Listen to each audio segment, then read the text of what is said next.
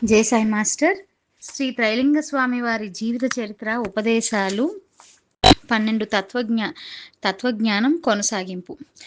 ఘటంలో ఘటాకాశం ఉన్నట్లే చిత్తము లోపల సంసారం ఉన్నది. ఘటము నాశనము కాగానే ఘటాకాశం ఉండనట్లే చిత్తనాశనము కాగానే సంసారం కూడా ఉండదు. చిత్తనాశనమునకు పెద్ద ప్రయత్నం చేయనక్కర్లేదు. అజ్ఞానము అంతరిస్తే చిత్తనాశం అవుతుంది. చిత్తము అజ్ఞానముతో ఎప్పటి వరకు కప్పబడి ఉంటుందో అప్పటి వరకు అది ఘనీభవించి ఉంటుంది. ఎలా జ్ఞానానుభవం కలుగుతూ ఉంటుందో అలా చిత్తము కూడా క్షీణిస్తూ పోతుంది. చిత్తము ఒట్టి మిథ్య. అందువలన ఉపదేశములతో దానికి ఏమీ కాదు. కేవలం ఆలోచన ద్వారానే దానిని నాశనము చేయవచ్చును. చిత్తము చేసే దానినే నీవు అనుభవిస్తావు. చిత్తము చేయని దానిని నీవు అనుభవించలేవు. చిత్తం యొక్క కలయిక వలననే మనము స్వస్థానమును పొందలేకపోతున్నాము. పక్షులు భ్రాంతి చేత వలలో తగులుకొన్నట్లుగానే మనం కూడా చింతాజాలములో తగులుకుంటున్నాము. వాసన విషయాత్మకమైన అంతస్థిత మనోవృత్తియే వాసన.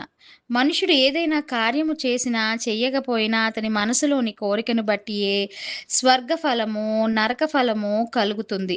తత్వజ్ఞానము కలిగిన వానికి వాసనలు శిథిలమైపోతాయి. అంతేకాక అతను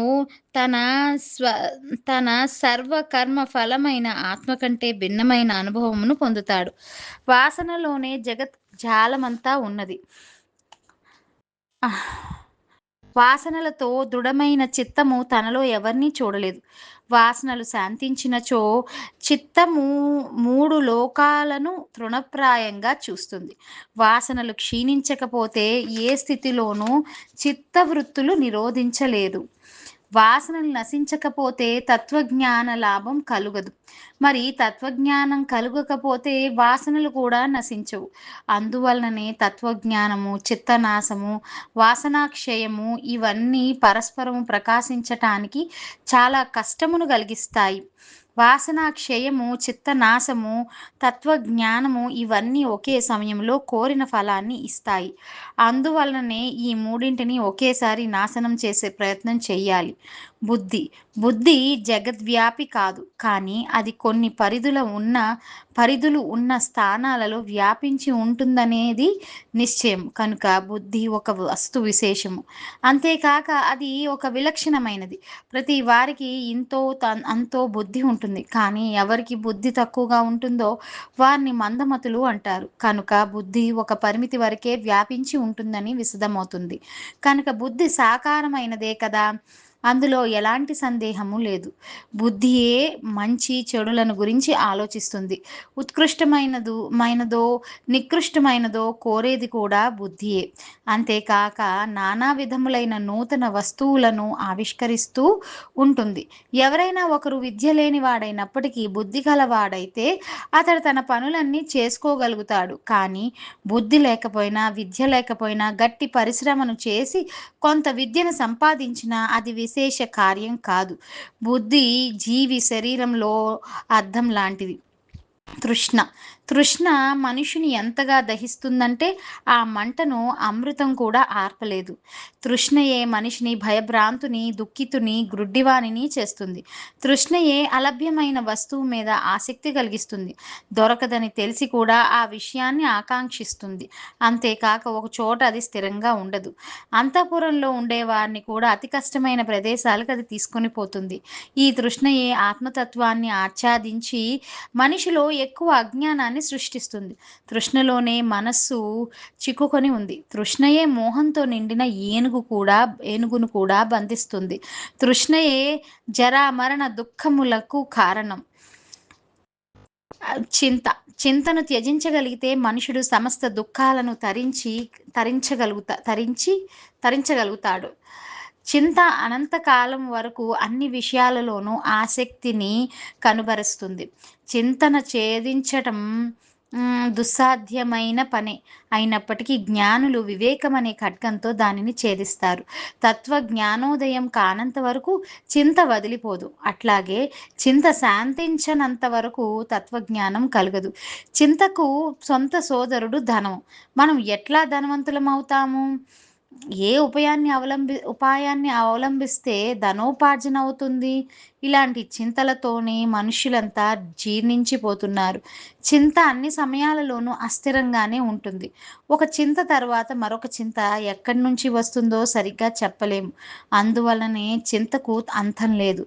చింత చింతాశూన్యుడైన మనిషి లేడు. మనిషి ఎలాంటి చింత లేకుండా గడిపిన రోజు ఏ ఒక్కటి ఉండదు. చింత లేని వారు మహాసుఖవంతులు. చింత వలన శరీరము జీర్ణించిపోతుంది. అట్లాగే చింత సమాప్తి కాగానే ముక్తి మార్గం సుగమవుతుంది.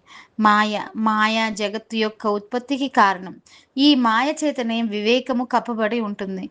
ఈ మాయ ఏమిటనేది తెలుసుకోలేని విషయం. ఈ జగత్తు అత్యద్భుతమైనది. వివేకంతో నడవకపోతే మాయ వృద్ధి చెందుతుంది. అట్లాగే వివేక దృష్టితో చూస్తే ఏమీ ఉండదు. ఈ మాయ స్వరూపం అవగతం కాకపోవడం వలన దాని మహాత్మ్యమును అనుభవించలేము. సంసార బంధన కోసం ఈ మాయ ఆశ్చర్యజనకమైన పనులు చేస్తుంది. ఎందుకంటే ఈ మాయ ఎప్పుడూ అసత్యమైనదే అయినా అది సత్యంలాగానే అనుభూతి కలిగిస్తూ ఉంటుంది. ఈ సంసార రూపమైన మాయ పరమపదమునకు భిన్నంగా ప్రవర్తిస్తుంది. ఈ మాయకు పారమార్థిక సత్తా లేదు. ఒకవేళ నీవు ఏకాగ్ర చిత్తుడవై భావనా బలంతో ఆత్మ యొక్క వాస్తవిక స్వరూపాన్ని తెలుసుకోగలిగితే అప్పుడు నీకు అన్ని విషయాల మర్మములు అవగతమవుతాయి. మాయ ఎక్కడి నుంచి వచ్చింది ఆలోచించవలసిన పని అక్కర్లేదు. కానీ ఈ మాయను ఎట్లా అంతమొందించగలమనే ఆలోచించాలి. ఈ మాయ పూర్తిగా అంతరించి సంపూర్ణ రూపంలో మనసుకి వశమైపోయాక అప్పుడు నీకు ఈ మాయ ఎక్కడి నుంచి పుట్టింది, దాని స్వరూపం ఏమిటి, చివరికి అది ఎట్లా అంతరించింది అనే విషయాలు స్పష్టమవుతాయి. ఈ మాయ అసత్యమైనది. ఇది కనపడనిది. అజ్ఞానం వలనే అది సత్యమైనట్లుగా భావిస్తున్నది. అందువలన దానిని బలవంతంగా నశింపజేస్తే దాని తత్వాన్ని నీవు తెలుసుకోగలుగుతావు. మాయ వలననే ఈ జీవరాశి జగద్రూపమైన ఇంద్రజాలాన్ని విరచించింది. ఇది ఎంతవరకు అజ్ఞానంతో ఉండి ఆత్మదర్శనం చేసుకోలేని స్థితిలో ఉంటుందో అంతవరకు నీటిలోని సుడిగుండంలాగా జీవుడు సంసారంలో తిరుగుతూ ఉంటాడు. కానీ ఆత్మదర్శనం చేసుకోగల సమర్థత కలదైనప్పుడు ఆ అసత్య రూపాన్ని వదిలి సత్య రూపాన్ని పొంది సమయానుకూలంగా మాయాపాశాలను త్రుంచి పరమార్థాన్ని పొందుతుంది. ఈ రకంగా మాయామయమైన సంసారంలో అపారమైన సుఖ భావనను చేసే వారిని కూడా కాలం ఛేదిస్తుంది. కాలం యొక్క కరాల దంష్ట్రములలో పడని వస్తువు ప్రపంచంలో ఏదీ లేదు. కాలం ఒక్కొక్కసారి గాఢాంధకారంలాగా నల్లని రంగులోనూ, మరొకసారి కమనీయమైన వర్ణంలోనూ, ఇంకొకసారి మరొక రంగులోనూ ఉంటుంది. కాలము గతి స్థితులు కాని ఉదయ అస్తమయాలు గాని లేవు. కాలమహిమ ఎవరి బుద్ధికి అవగతమయ్యేది కాదు. అంతేకాదు ఈ జీవలోకంలో కాలమే అన్నింటికన్నా బలవత్తరమైనది. మనిషి దృష్టి రజోగుణ దూషితమైనది. ఆ తర్వాత తమోగుణ ఉత్తరోత్తరాభివృద్ధి చెందుతున్నది. సత్వగుణం దూరంగా పారిపోయింది. అందువలన తత్వజ్ఞానం ఎందులోనూ లేదు.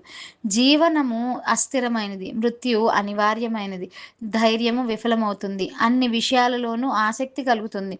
సుఖములలో ఇష్టం పెరుగుతుంది. మూర్ఖత్వ దోషాలలో బుద్ధి లగ్నమవుతుంది. శరీరం వినాశకారులకు వశమవుతుంది. శరీరాన్ని ముసలితనం తొందర పెడుతూ ఉంటుంది.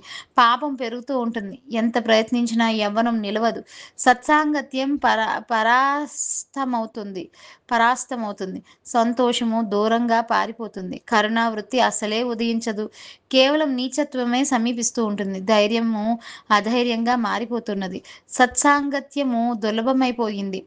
విషయవాసన బంధన హేతువైనది. జీవ సమూహాన్ని మృత్యువు ఎప్పుడు ఎక్కడికో లాక్కుపోతూ ఉంటుంది. సిద్ధ గణాలు కూడా నశించిపోతూ ఉంటే మనలాంటి మనుషులకు స్థిరత్వం ఎట్లా ఉంటుంది? ధ్రువుని జీవితం కూడా చిరస్థాయి కాదు. దేవతలకు కూడా మృత్యువు ఉంటుంది. బ్రహ్మకు సమాప్తి ఉన్నదా? అగ్ని కూడా శాశ్వతంగా ఆరిపోతుంది. విష్ణువు కూడా సంహార దశను పొందుతాడు. ఈశ్వరుడు కూడా లేకుండా పోతాడు. కాలం యొక్క కాల నియతి కూడా లయమైపోతుంది. ఆకాశం కూడా నశించిపోతుంది. అందువలన అసారమైన ఈ లోకపు స్థితి ఎక్కడ ఉంటుంది? అలాంటి వస్తువు ఒకటి ఉన్నది. అది తనలోనే తాను తిరుగుతూ మాయాశక్తి ద్వారా విశ్వ సందర్శనం చేయిస్తుంది. దానిలో లేనిది 3 లోకాలలోనూ లేదు. స్వర్గంలోని దేవగణము, భూమిలోని మనుష్యగణము, పాతాళంలోని సర్పగణము దాని కల్పనా మాత్రం చేతనే పుడుతూ నశిస్తూ ఉంటాయి. నీటిలో పడితే శరీరానికి నీరు అంటకుండా ఉండదు కదా! అట్లాగే ఈ ప్రపంచంలో ఉంటూనే ఏ వ్యవహారాలు చేయకపోయినా అట్లాగే ఉండిపోలేము. అగ్ని కీలలు దాహక శక్తి లేకుండా ఉండునట్లు ఈ ప్రపంచంలో రాగద్వేష శూన్యము, సుఖ దుఃఖ వర్జితము అయిన సదనుష్ఠానము కూడా అసంభవమైనది. తత్వబోధ, యుక్తి, ఉపాసనలు లేకుండా అస్తిత్వానికి అంతం కలుగదు. అజ్ఞానం నుంచి ఈ సంసారోత్పత్తి అయింది. అట్లాగే అజ్ఞాన నాశం వల్లనే ఈ సంసారానికి అంతం కలుగుతుంది. ఈ జగత్తులో పురుషుడొక్కడే అస్తిత్వం కలవాడు. తక్కినవన్నీ అస్తిత్వం లేనివే. పురుషుడంటే ఆత్మయే. అదే బ్రహ్మ. అదే అజ్ఞానవశాత్తు ఈ సంసారంలో జీవరూపంలో బద్ధమై ఉన్నది. ఆ అజ్ఞానం నశించిపోగానే స్వస్వరూపంలో కలిసిపోతుంది. మనిషి తనకు కావలసిన వస్తువును పొందటానికి ఒక సరియైన ప్రణాళికను వేసుకుని ప్రయత్నిస్తే అతడు దానిని తప్పక పొందగలుగుతాడు. త్రిలోకాధిపతి కావడం వలనే ఇంద్ర పదవికి అంత గౌరవం ఉన్నది. అది కూడా ఏదేదో జీవ విశేషముల ప్రయత్నంలో లభిస్తుంది. ఎన్నో జన్మల విశేష కృషి వలన బ్రహ్మ తన పదవిని అధిష్ఠించగలిగాడు. తన కర్మఫలాన్ని పొందటానికి ఎలాంటి ఫలం లభిస్తుందో దానినే దైవం అంటారు. పూర్వం చేసిన కుకర్మలు సత్కర్మలు ద్వారా నశించిపోతాయి. అందువలన ప్రయత్నపూర్వకంగా సత్కర్మలు చెయ్యాలి. శరీరంలో కర్తయ్యై ఉండి అన్ని పనులను చేయించేవాడే కర్మఫలాన్ని అనుభవించేవాడవుతాడు. దేనిని దైవం అంటున్నామో అదే మనస్సు. ఆ మనస్సే పురుషుడు. ఆత్మ కన్నా భిన్నమైనవన్నీ అనిత్యములే. దీని వలన నిశ్చయింపబడేది ఏమిటంటే దైవం అనేది లేదు. ఈ సంసారం నుంచి ఉద్ధరింపబడటానికి ఏకైక ఉపాయము జ్ఞానము. దానము, తపస్సు, కఠోర వ్రతములు, తీర్థయాత్రలు ఇవన్నీ అందుకు ఉపాయములు కావు. ఈ సంసారంలో దుఃఖమే అనంతమైన సుఖము. అందువలన సుఖం కోసం వెతుక్కోకూడదు. వివేకాన్ని ఆశ్రయించి వైరాగ్యాన్ని అభ్యసించడం వలన ఈ సంసార సాగరం నుండి బయటపడవచ్చును. ధనము, మిత్రులు, బాంధవులు, దేశాంతరాగమనము, శరీర కష్టము, పిరికితనము లేదా కొన్ని మంత్రోచ్చారణల వలన ఆపద లభించును. కేవలం మనసును జయించడం వలనే ఆపదము లభిస్తుంది. శమము, సత్సంగము, ఆలోచన, ఆనందము అనేవి 4 మోక్షమునకు 4 ద్వారాలు. 1 వైరాగ్యము, 2 ముముక్షత్వము, 3 ఉత్పత్తి, 4 స్థితి, 5 ఉపశాంతి, 6 నిర్వాణము అనేవి యథార్థ సత్యములు. వీనికి మూల కారణము లేదు. దేనికైతే కారణము లేదో దాని పరమార్థమే సత్ అనేది. అసత్ పదార్థమే బ్రహ్మ. ఈ విధంగా సరోవరంలో పద్మాల పెరుగుదల వలన సరోవర అభివృద్ధి జరుగుతాయో అదే విధంగా జ్ఞానం వలన సమధమాదుల వలన జ్ఞానాభివృద్ధి జరుగుతాయి. ఆత్మ యొక్క స్వరూపం ఆకాశంలాగా నిరాకారమైనది. అంతేకాక చైతన్య స్వరూపమైనది. అదే జీవుడై జగద్దర్శనం చేస్తున్నది. ఈ జగద్దర్శనం స్వప్న దర్శనం వంటిది. జగద్దర్శనము సత్యమైనది, కానీ జగత్తు మిథ్యయే. అట్లాగే స్వప్న దర్శనం సత్యమైనది, కానీ స్వప్నంలో దర్శించిన వస్తువులన్నీ మిథ్యలు. అన్నీ మిథ్యలే. ఈ జగత్తులో పుట్టిన ప్రతిదీ పెరుగుతుంది, నశించిపోతుంది, విముక్తిని పొందుతుంది, స్వర్గాన్నో నరకాన్నో పొందుతుంది. పరమాత్మలో సంయోగం చెందటం కేవలం జ్ఞానయోగంతోనే కలుగుతుంది. కష్టపడి అనుష్ఠానాదులు చేసినా లభించదు. పరమాత్ముడు దూరంగాను లేడు, దగ్గరగాను లేడు. సులభుడు కాడు, దుర్లభుడు కాడు. పూర్ణానంద స్వరూపుడైన ఆ బ్రహ్మను మన శరీరంలోనే పొందవచ్చును. యోగం ద్వారా పరమాత్మను పొందిన ఆత్మ మీద మృత్యువు కూడా దండెత్తలేదు. కామాదులను వదిలిపెట్టకపోతే ఏది ఫలప్రదము కాదు. రాగాదులకు వశీభూతుడై ఇతరులను వంచించి సంపాదించిన ధనాన్ని ఇతరులకు పంచిపెట్టినప్పటికీ దాని ఫలము పూర్వాధికారికే చెందుతుంది. తత్వజ్ఞానం కలగకుండా బ్రహ్మ సాక్షాత్కారం కలగదు. తత్వజ్ఞాన ప్రాప్తికి శాస్త్రములకు అవిరోధి కావాలి. యాదృచ్ఛికంగా లభించిన జీవికతో సంతుష్టుడు కావాలి. భోగ వాసనలను వదిలిపెట్టాలి. ఉద్యోగస్తుడైన సాధు సాంగత్యము, సత్శాస్త్రానుశీలనము చేయాలి. ఏ శాస్త్రంలో తత్వజ్ఞాన విషయం ఉంటుందో అదే సత్శాస్త్రం. పరమాత్మ అతి సన్నిహితంగా ఉన్నాడు. ఎంత సన్నిహితంగా ఉన్నాడంటే మన శరీరంలోనే చైతన్య స్వరూపుడై ఉన్నాడు. ఈ పూర్ణ స్వభావ చేతన యొక్క దృశ్య రూప దర్శనము నివృత్తమైన తరువాత బహిర్ముఖమైన గతి అడ్డగింపబడి అంతర్ముఖమైన గతి ఉత్పన్నమవుతుంది.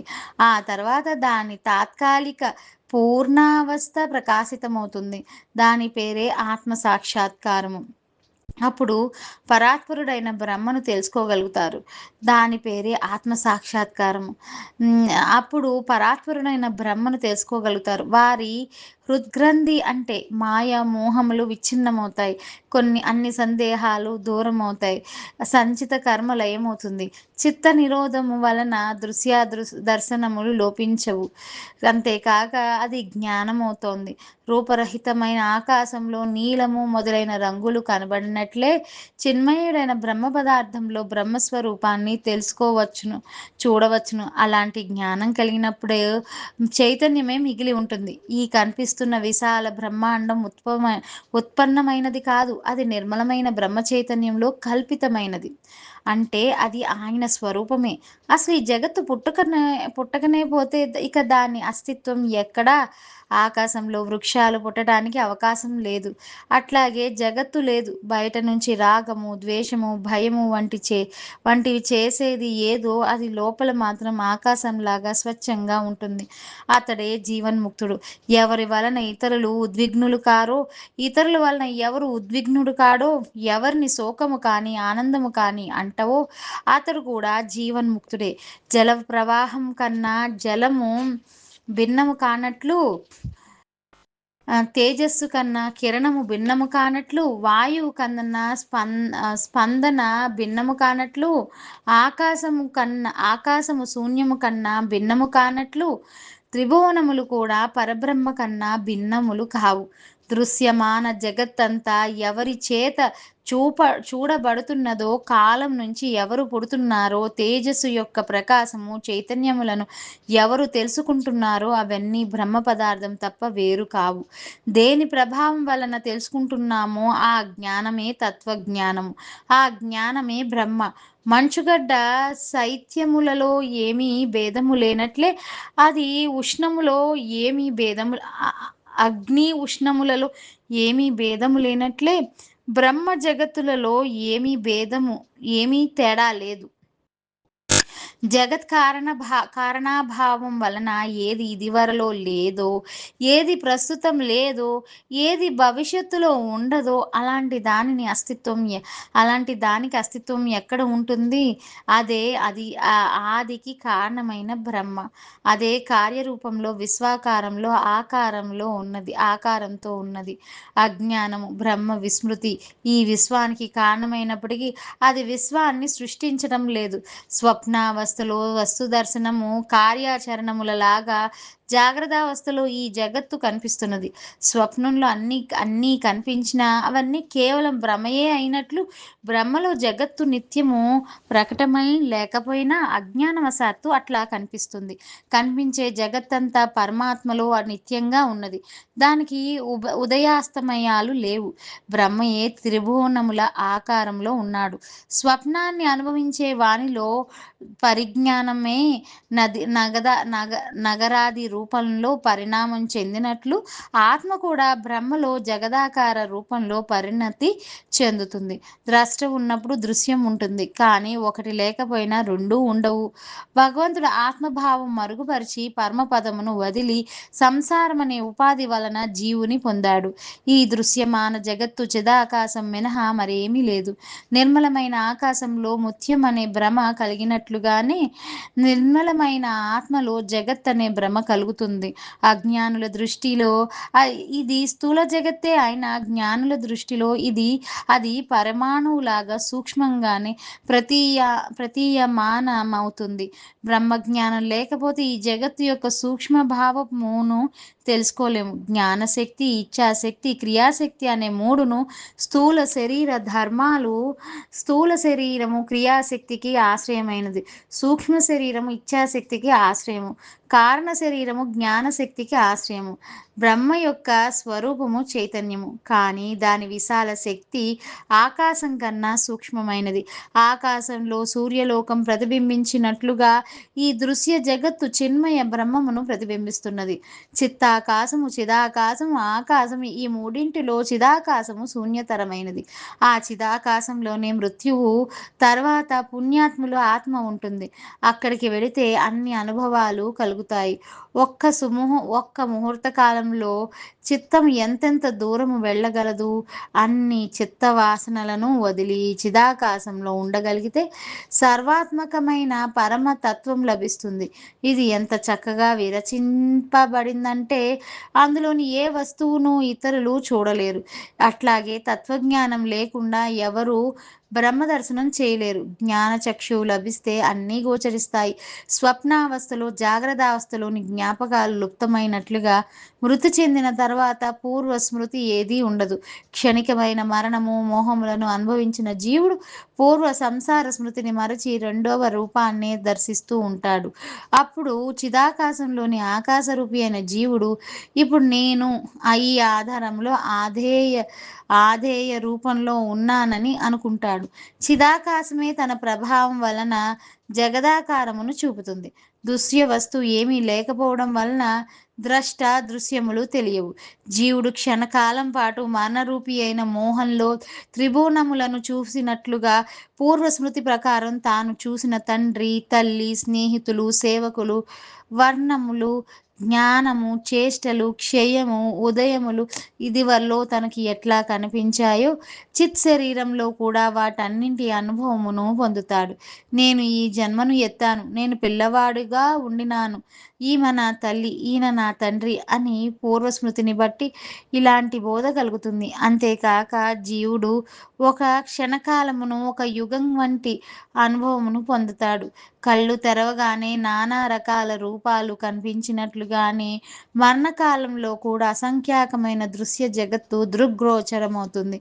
దిక్కులు, కాలము, ఆకాశము, ధర్మము, కర్మము ఇంకా ఎన్నో అసంఖ్యాక వస్తువులు ఆ చిదాత్మలోనే ప్రస్ఫుటమవుతాయి.